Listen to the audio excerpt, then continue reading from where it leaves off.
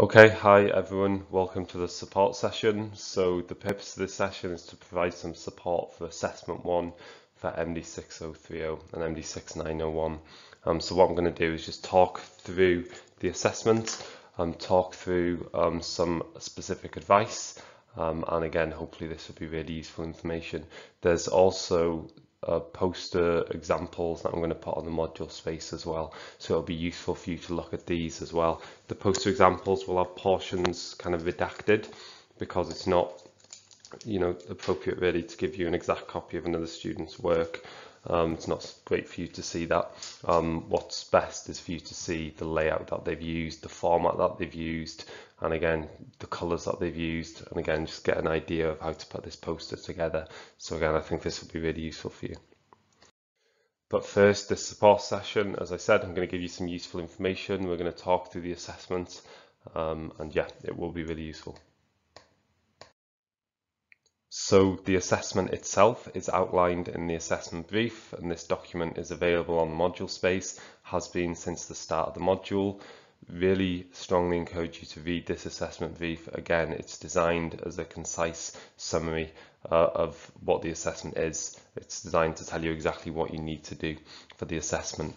Module leaders can see kind of statistics based upon how many students have downloaded documents on the module space and things like that. And I can see there's a number of students who haven't read the assessment brief yet. So I'd encourage you to do that as soon as possible. It also has an FAQ as part of it, and I'd encourage you to read this FAQ because these are questions that students have asked in previous years, and the answers are already there. So again, these might be questions that you're thinking about, so really useful for you to look at these. Submission links are already available, not expecting you to use them until closer to the deadline, but they are already available there, and I think that's important if you do want to submit early, so you have that option. Support materials, obviously we have this support session that you're currently watching, and we'll also have the examples of posters on the module space. Again, there'll be redacted posters, but the key information will be there and they'll be really useful for you. The other piece of information that you need from the module space, specifically regarding assessment outline, is the list of infectious diseases. So there's a document under the assessments tab that has a list of the infectious diseases, and you need to select one of these infectious diseases. And again, this is going to be the topic of your poster.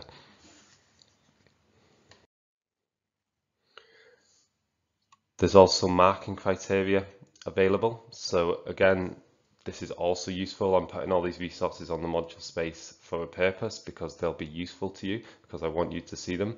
So I'd encourage you to look at the marking criteria as well. The marking criteria is essentially what the assessor will be thinking about when they're assessing your poster.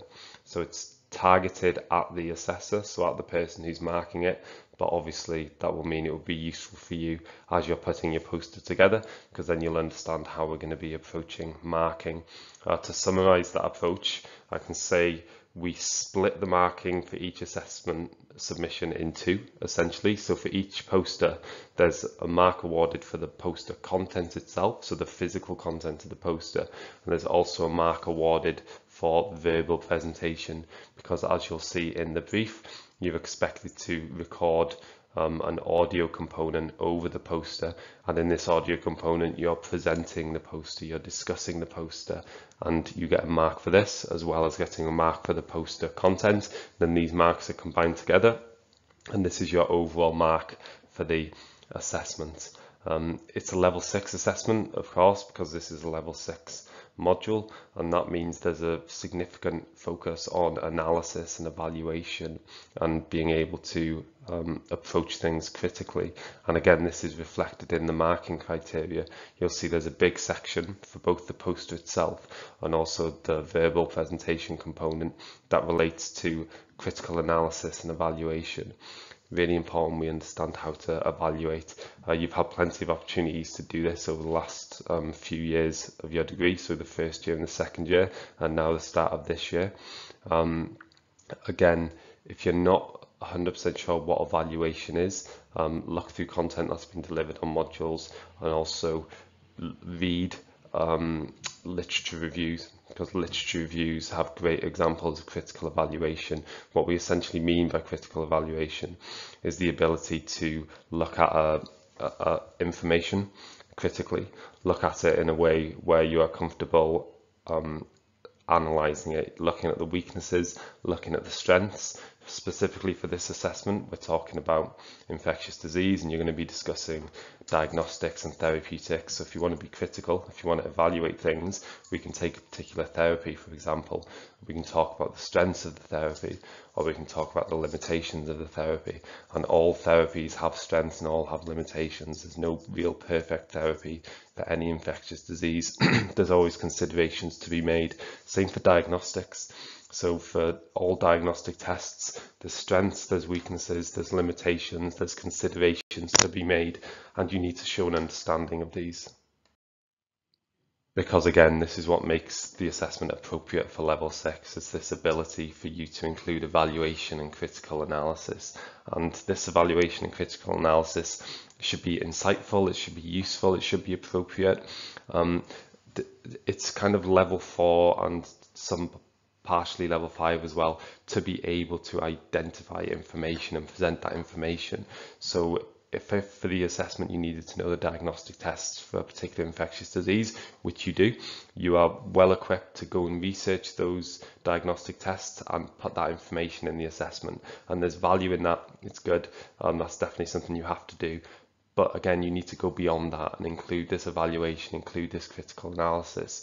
And this should include getting information from papers, so ideas for evaluation. So you're getting the weaknesses and strengths of these different things from published papers, but you're also including your original insight. One way that you can include your original insight in a really clear way is to come up with suggestions for future research.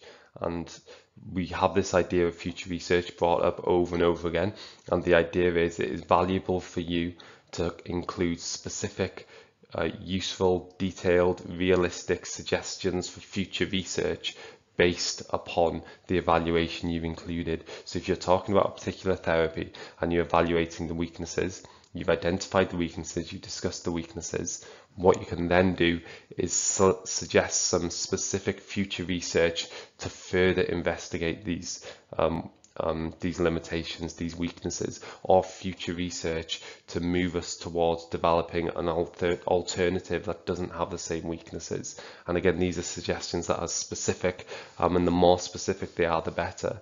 One mistake that a lot of students make is they'll remember module leads talking about the need to suggest future research, and they'll just include a tag-on sentence at the end saying more research is needed, or future research is needed here, or further research is needed. And there's really very little value in that because it's not specific, it's not detailed, it's not clear.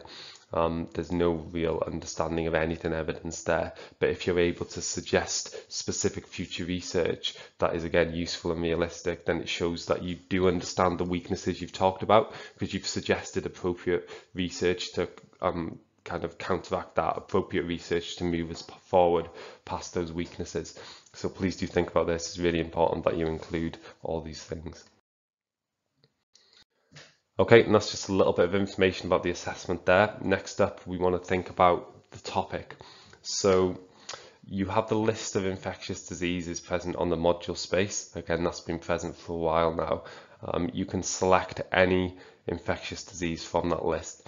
So any infectious disease is appropriate. There's no difference in terms of inherent mark difference based upon which you pick. Some students will think, oh, I need to pick an interesting one, or I need to pick a new one. That's not true. It's an absolute level playing field regarding which infectious disease you pick. However, that being said, from your perspective, you can enhance your ability to perform by picking an infectious disease that is appropriate for you, that is appropriate to your background and your interests. So by doing this, you can kind of maximize your opportunity to perform well in the assessment. And these are some of the things you can think about when you're selecting an infectious disease Firstly, you need to pick one that's interesting to you. So if you pick an infectious disease that's interesting to you, you'll have that motivation to do more research on it. And a lot of the time when a student is interested in a topic, you can tell, you can really hear in their enthusiasm, and particularly obviously the verbal component, you can actually listen to them and you can really hear the enthusiasm. And even in the written content, you can often tell when a student has really put themselves into a submission, when they've really put that extra effort in. And a lot of the time that extra effort comes from the student having an interest in an area. Another question you can ask yourself is, do you understand the particular infectious disease? So it's a long list of infectious diseases.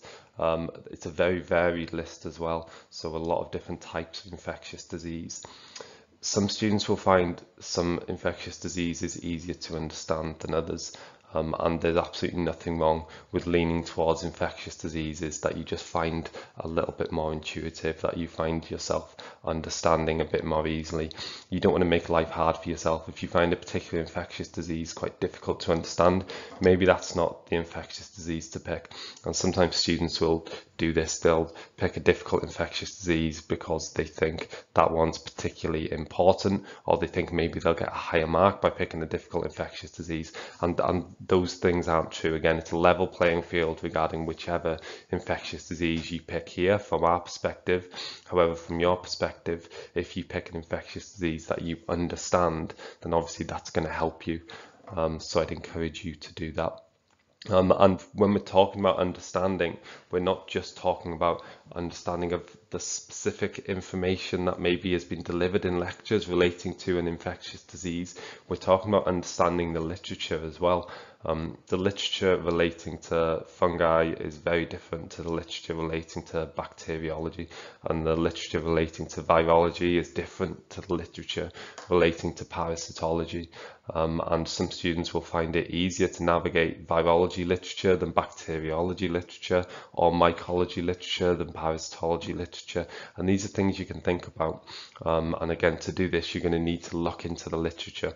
So before you decide whether an infectious disease is appropriate, you want to make sure you understand not just the disease itself, so the key information, the pathogenesis, but also the other related information. But you also want to see if you understand the wider literature, because you're going to need to read this literature and you're going to need to use this literature for your submission. And you don't want to get to a point where you're trying to access the wider literature and you actually find it really, really complicated, far too complicated to understand. I mean, all of the literature relating to infectious disease is quite complicated and quite complex. But again, you don't want to make life difficult for yourself by selecting an area that you find particularly complex and particularly difficult to grasp. Okay, another thing we can think about is your future goals. So we'll have some students here who are going on to do masters, or hoping to go on to do masters, so you'll be applying for masters programs. Think about what master's degree you want to do, and if you're not thinking about masters, think about what else you want to do. Think about what career path you're going down.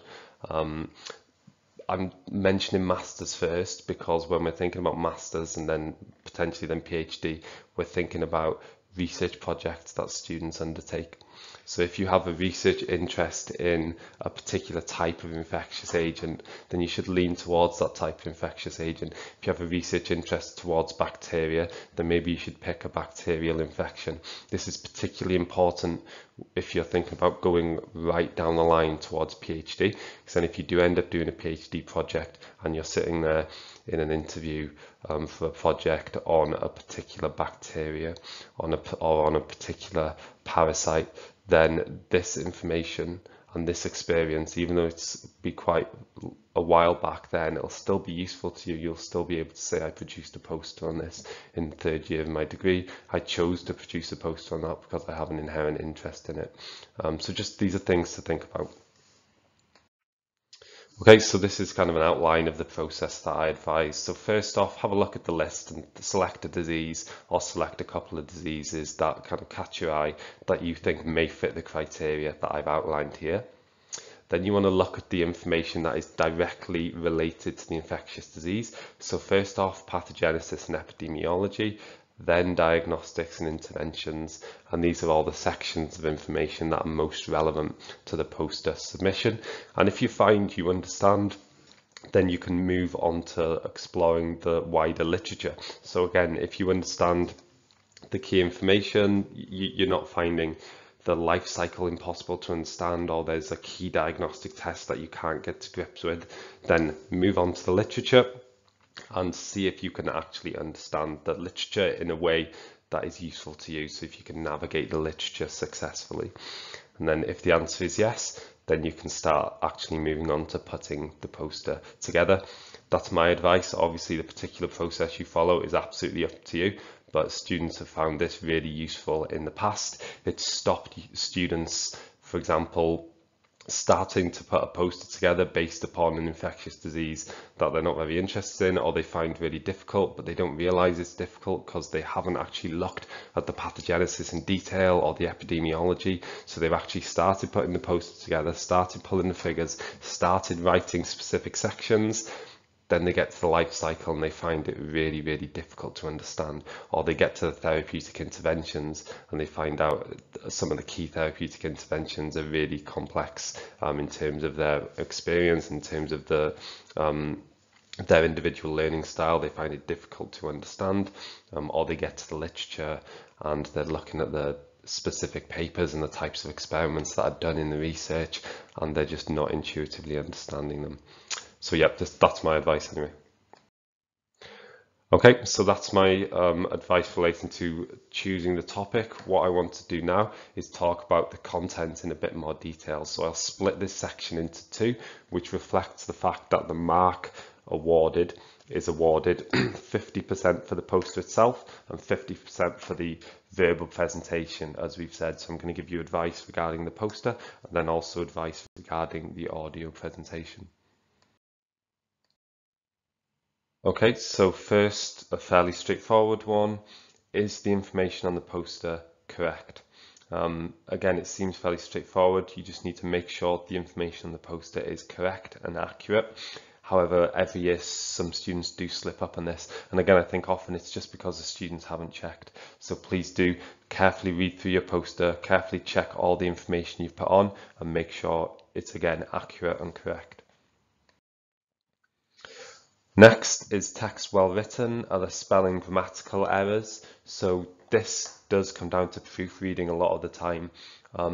Spelling mistakes, errors with grammar and other errors that are similar. So clumsy writing, not italicizing bacterial names, strange capitalization, so just grammar issues again.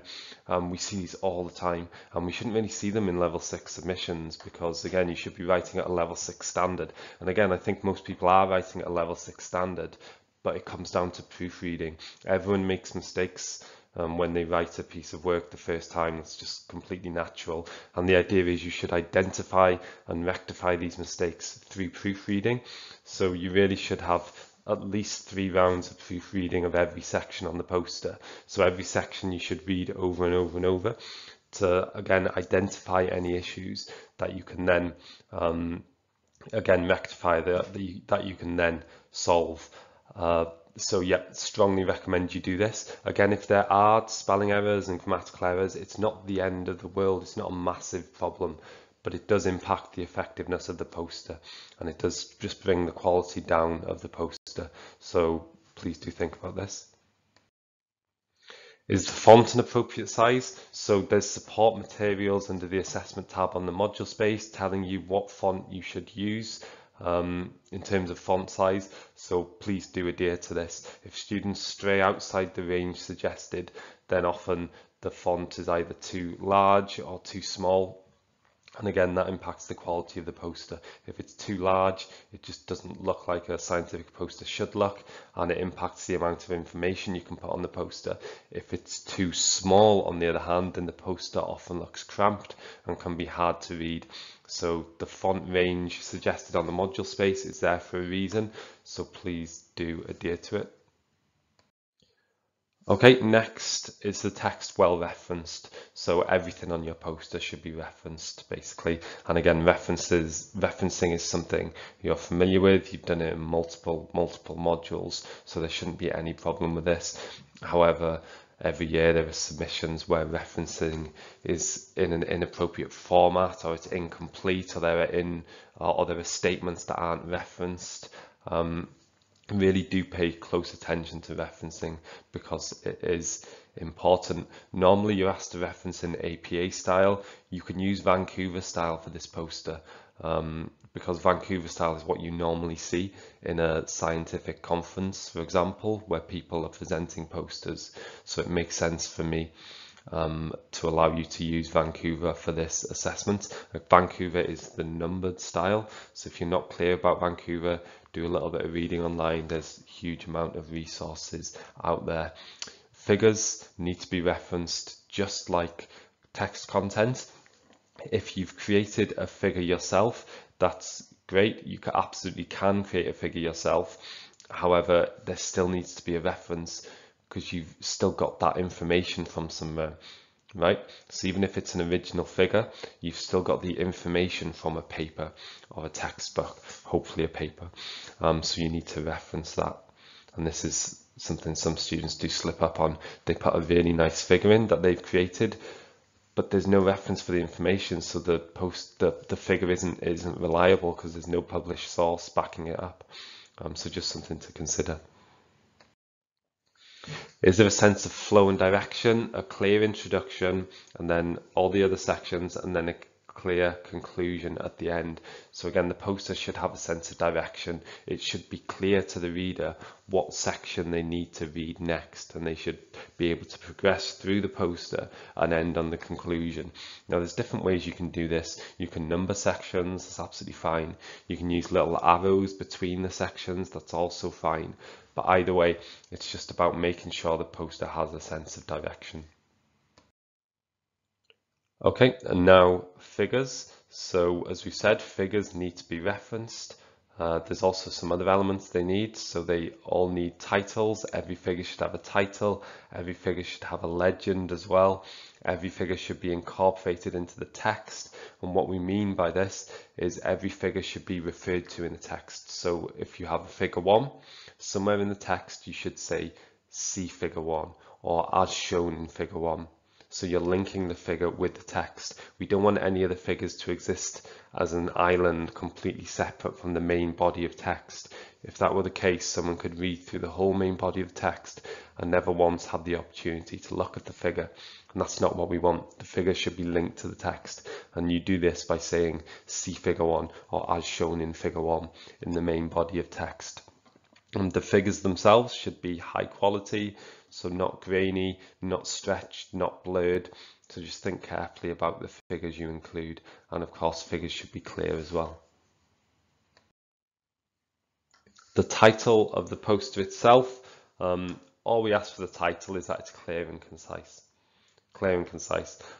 You can just have the name of the infectious disease as your title. That's absolutely fine. Some students want to add a bit more. That's also fine. Is an appropriate color scheme used?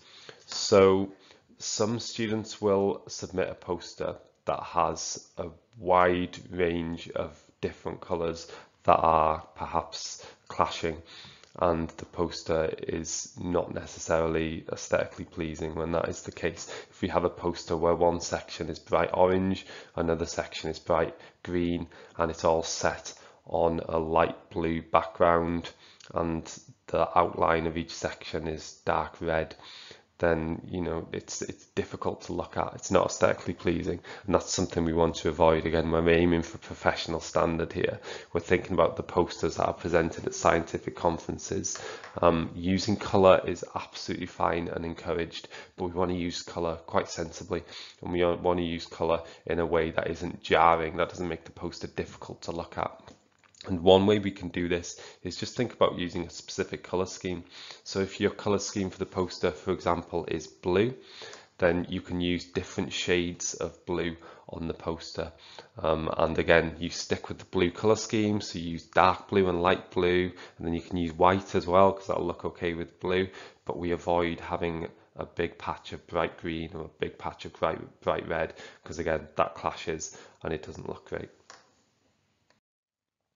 Is a poster visually pleasing overall? So this idea of being aesthetically pleasing can go beyond colours, and we can think about the size of the different sections. So are there big areas of empty space, for example?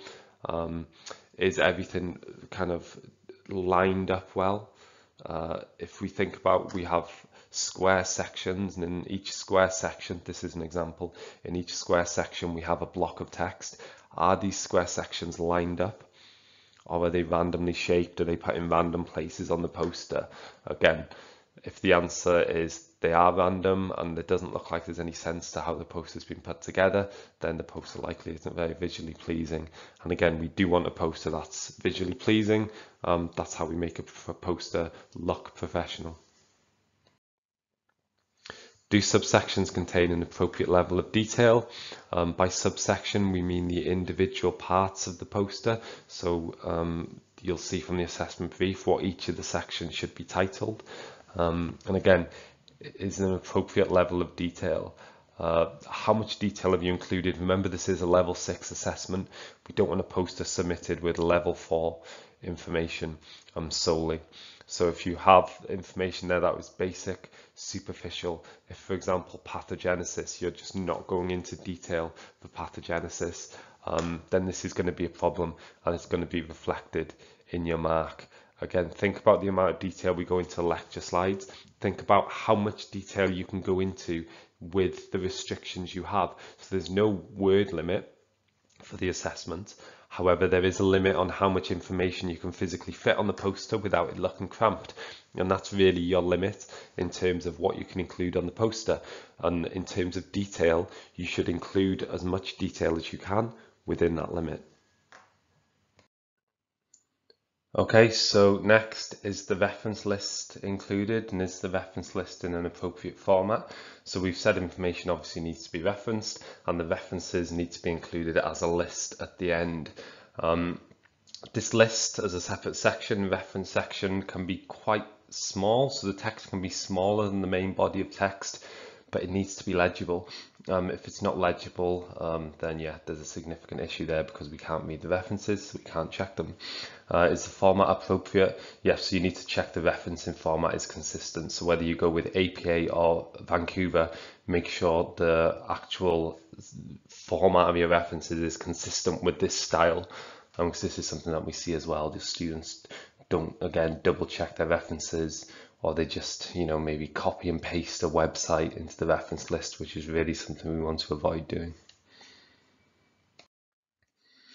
Is the reference list legible? Again, this comes down to font size. So you can make the font size of the reference list small compared to the rest of the poster, but it still needs to be legible. We need to be able to read it.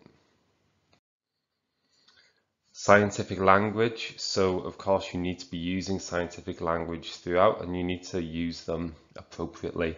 So if you are using technical terms, just do a little bit of research and make sure you fully understand the technical term you're using, because it does fairly often happen that a student will use a term not quite correctly, and it just kind of jumps out at the marker. So we just want to avoid that. On the other hand, we want to also avoid using terminology that isn't scientific, so we want to avoid being really casual, using vague terms. So again, write it in the same style as you would write a normal academic submission. Write it in the same style you would see a paper written in. Write it in as a scientific piece of work. And again, abbreviations, these need to be correct. So generally with abbreviations, we say the first time you use an abbreviation, you spell it out, so you say what it stands for. And then every time after that, you can just use the abbreviation. Is the underlying information communicated effectively? So this is a big part of what the assessment comes down to. Are you communicating information effectively? And a lot of these questions are kind of summarized in this in a way. If the text is well written, if it's clear, if the sentences are well structured, if scientific writing is used appropriately, then communication should be good. That's the idea. Okay, and now we're thinking about evaluation. So as we've said, evaluation is a hugely important part of the submission, and your submission just needs to contain evaluation, and this evaluation needs to be valuable and insightful and interesting and have more depth than a really superficial statement. One way you can check that you have evaluation present is just to go through your piece of work and carefully look at which portions are descriptive and which are evaluative. And you can even break it down to sentence by sentence, saying this is a descriptive sentence, this is an evaluative one. And what you should see is a mix. You should have descriptive information on the poster, of course, because you need to communicate this information. You need to outline what the pathogenesis is. You need to outline what diagnostic strategies are. You need to talk about exactly what therapeutic interventions are being used. But you also need to have in there this evaluation. So all the things you're describing should also be evaluated. So again, there should be this mix. And when you're looking at the individual sentences, it should be clear where the evaluation is. You should have clear sentences where you're not just describing things, but you're actually putting forward ideas, you're discussing things. And again, this is what evaluation is. And again, is this evaluation is in depth. One piece of evaluation that we see quite often is when students are discussing a particular study, they'll say, but this study had low N numbers, so had low participants, and studies with more participants are needed. And this is okay, there's not a massive issue with this, but it is fairly superficial. And it's, again, valuable to a point, and it's fair evaluation, and there is value to it. But can we do better? Can we go in more depth? Can we look at evaluation that's very specific to the particular study you're looking at or the particular piece of information? And this is what you want to ask yourself when you're doing the evaluation. Can I go into more depth? The subheadings used, are they appropriate? So each of the subsections on the poster, they should have their own subheadings. Again, the sections or the subsections you need to use are outlined in the assessment brief, and then you'll also have your introduction and your conclusion and your references, and each of these sections need their own heading. Is the poster too text heavy? So here we're referring to the balance that you need to maintain between having a poster that is too empty, so it has too much empty space, and on the other hand, having a poster that is too cramped, so it's too text heavy. And it's really about finding the balance. It's about finding what works for you and putting yourself in the place of the reader and understanding what an effective poster looks like. So just before you submit and as you're putting your poster together, just really pay attention to your poster. Again, try and put yourself in the place of the reader and think, is this too text heavy? Are there big chunks of text that needs to be broken up? If there are, you can break them up into paragraphs. You can also think about using bullet points where appropriate, but at a certain point you may just have too much text on your poster, and this is where you need to take some text off and you need to make things a bit more concise. On the other hand, as I said, is there wasted space on the poster? So sometimes students will submit and there's big portions, big sections of the poster where there's just nothing at all, there's just background colour or just a massive gap. And obviously this is an issue as well because you're not fully utilising the space you've been given. So you want to be efficient with the space, and you want to make sure you have enough information on the poster to make it a good, strong academic submission.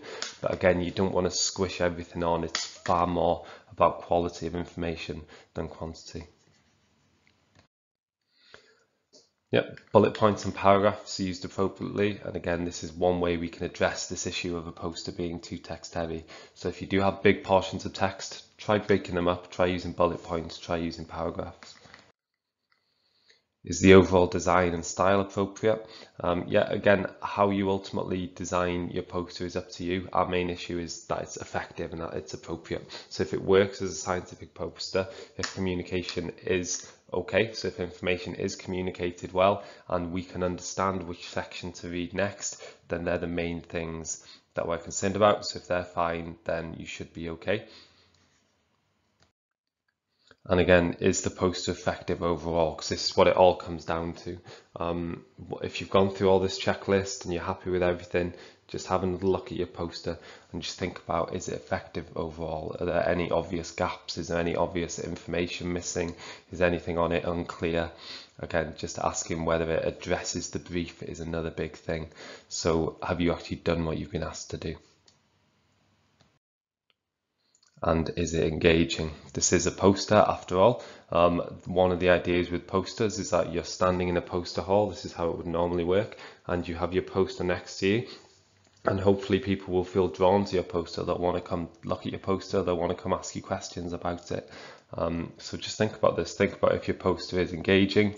Again, it needs to be professional, but it can also look good. It can be aesthetically pleasing, and hopefully if you've gone through this list and ticked everything, then it should look engaging.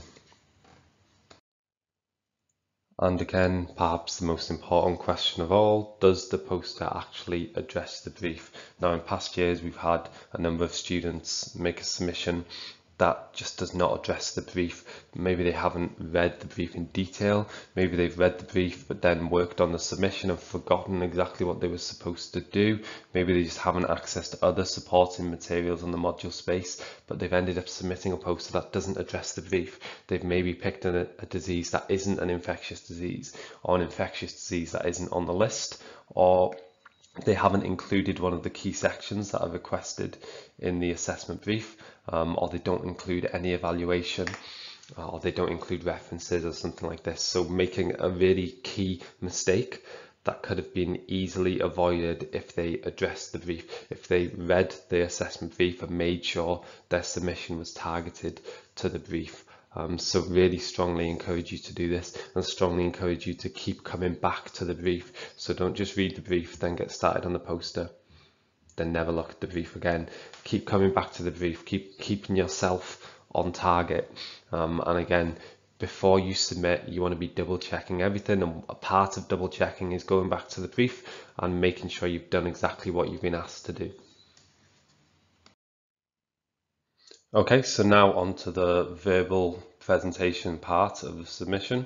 So these are just some questions you can ask yourself to determine whether or not there are ways you can improve the audio element. So firstly, are you speaking clearly? Unfortunately, sometimes we get submissions where we can't really understand the student. The student is going too fast, or they're a bit muffled, or they're very, very quiet. And again, this is something you can address fairly easily just by double checking your submission, making sure your audio is of listenable quality, making sure it's present. Some students will sometimes submit a poster that doesn't have the audio component present. So yeah, just double check these things before submission. Is your pace appropriate? Again, this is a part of whether or not you're speaking clearly. If you're speaking too fast, it's really hard to understand. On the other hand, if you're speaking too slow, then you can end up having an audio component that doesn't have all the information you'd like to include. So if it's a bit too slow, then you're going to struggle to effectively discuss and evaluate the whole poster within the time frame you're given. Have you demonstrated a detailed knowledge of the topic? Have you communicated this knowledge effectively? Again, you need to make the examiner convinced of the fact that you understand what you're talking about, that you have a good, strong knowledge of the topic. And part of this is just making sure what you're saying is accurate. And part of it is making sure you're saying it with some confidence. And again, just giving this clear impression that you understand what you're talking about, and that you have good knowledge of the topic. Do you evidence outside reading? So this is crucial. The information you communicate in the audio component, so the verbal component, should go beyond what is present on the poster. We don't want you to read what's on the poster. This happens every year. Some students will read what's on the poster. That's not what we want. There's no value in it having an audio component that just reads what's on the poster, because we can read the poster ourselves. What we want is you to represent and demonstrate that you have gone beyond the poster content, that you have read further into the literature, and we want you to demonstrate that understanding. We want you to give us information that's in other papers. We want you to go beyond the poster content, really important. And obviously going beyond the poster content means going further into the literature, primary literature mainly, but also secondary literature. Do you understand the figures on the poster? Can you explain them? So students will sometimes just kind of ignore the poster's elements that are figures. So when there's a figure on the poster, it needs to be explained. You can't ignore it. Some figures can be very, very complicated, and it can be a little bit difficult to understand at first, and your audio component is the opportunity for you to explain exactly what we're looking at in the figure.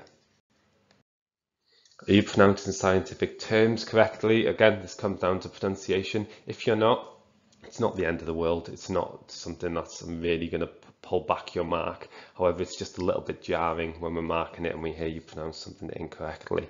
And it doesn't really impact your understanding. Obviously you can understand the concept very well, but still mispronounce a word. However, if we're thinking about replicating a formal work environment, then maybe it's not giving a great impression if you're pronouncing scientific words incorrectly. Are you able to expand upon the points made on the poster? And again, this is about going into more detail, specifically about evaluation. So you'll have evaluative points on the poster, and you need to have evaluation on the poster again, but in the audio, you can expand upon these points. You can expand upon them further. If you have suggestions for future research on the poster, which you should have, in the audio, you can talk about these in more detail. You can flesh them out. You can further justify these suggestions. Again, your audio is not just repurposing the information on the poster. It's not just recommunicating that information. It's going into more depth. It's building upon that information. Is your knowledge insightful? Again, this idea of being insightful, you should ideally have insightful ideas that are original, so you should be able to come up with suggestions, again, hopefully at some point for future research, that are insightful, that they're not just superficial, they're not surface level. The same for your evaluation. When you're evaluating studies, is your evaluation superficial or is it insightful? Does it have a real degree of depth to it? Do you explain key points made on the poster concisely? So this is an important part of the audio presentation. You're further explaining information on the poster, and as well as explaining the figures, you're explaining the key points. Again, you're not reading the key points, you're explaining them, you're adding information, you're adding clarity. This is why the audio component has value. Can you make useful specific suggestions for future work related to your topic? Yep, so this is something we've discussed. Are you able to make suggestions for future work, and do they meet these criteria? Are they useful, specific? I'd also say, are they realistic? So are they goals that could be achieved? Are they studies that could be done? Again, really, really important. Can you discuss your topic in the wider context of biomedicine and other infectious diseases? So this ability to discuss it in the wider context is really, really useful and important, and particularly for the audio component, because in the audio component, you have the freedom to talk about other infectious diseases and other issues more. On the poster, maybe you don't want to waste too much space talking about other infectious diseases rather than your chosen infectious diseases. But in the audio, you have a bit more freedom to talk and compare with other infectious diseases if those comparisons are useful. And again, you also have more freedom to go into the context. So what is the surrounding context that relates to the information on the poster?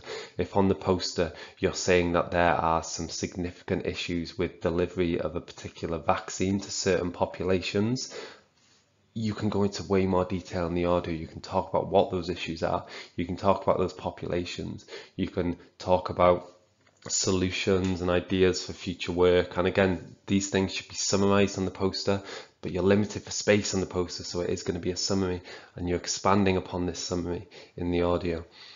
And again, this ties into the next point. Can you discuss your topic in the context of real world factors? So again, this is such a massive potential area, and it's up to you to navigate through it in the audio component as best you can. Are you able to verbally evaluate and critically analyze poster content and related issues? So this is a little bit of a twist on the idea of evaluation, where you can actually evaluate the poster itself. So if there are any limitations to the poster, so maybe there's information you couldn't add onto the poster for a specific reason, maybe you couldn't communicate it effectively in a figure, this is where you could address that. Maybe there's a figure you wanted to put on the poster, but a particular, for example, clinical trial hasn't yet published their data, so you can't present it.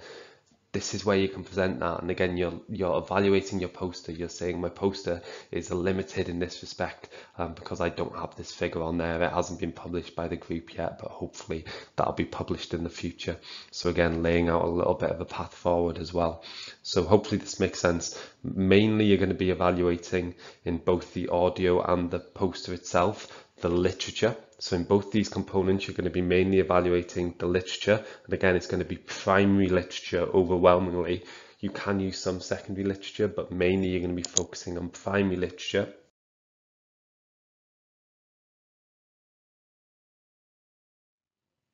But your evaluation can also include, where appropriate, an evaluation of the submission itself, so an evaluation of the poster itself.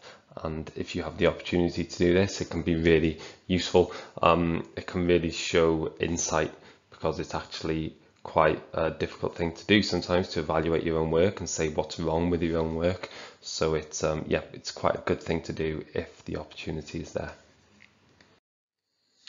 Okay, finally, we can summarize this section with this sentence here.